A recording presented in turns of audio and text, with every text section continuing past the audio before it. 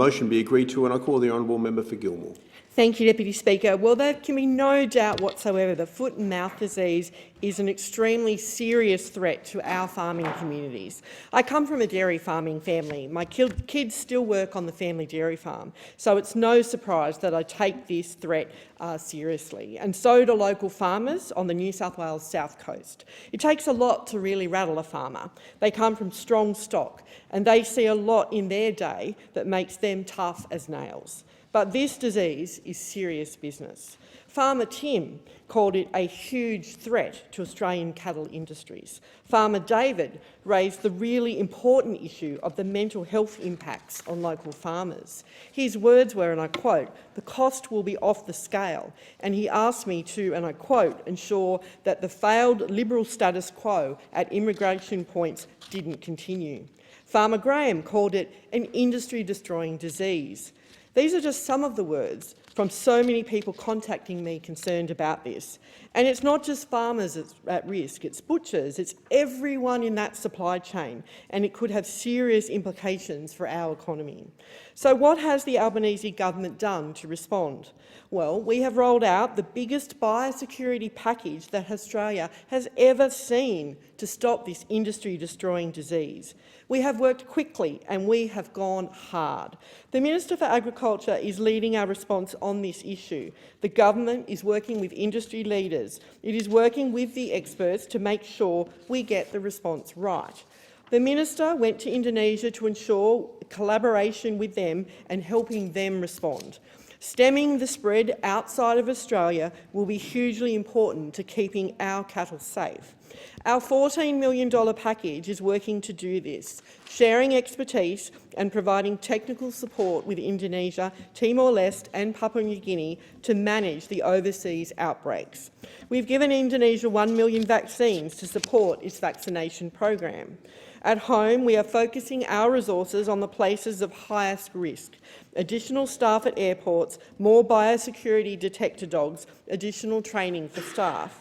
We've rolled out sanitation foot mats at international airports and established biosecurity response zones, the first time that has ever been done under Section 365 of the Biosecurity Act 2015.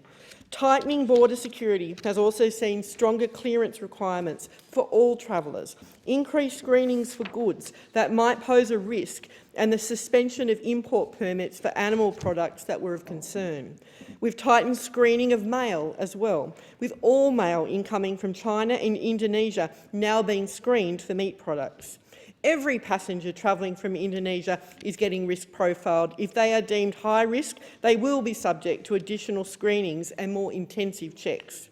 We know that there is high concern about the disease getting into northern Australia in particular, so we are also monitoring cattle and livestock across the north with our biosecurity plan in place so we can react fast if necessary.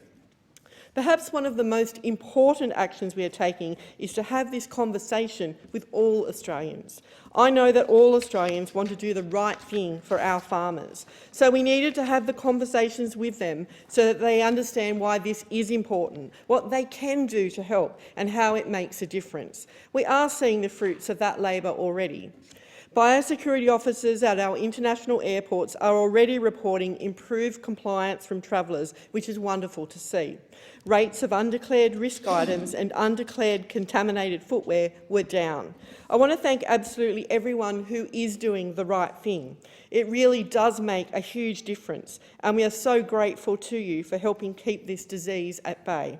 I know lots of people, or some people, want to see our borders closed, and this is something that the Minister has said it's not necessary at this stage. It's not what the experts say is needed.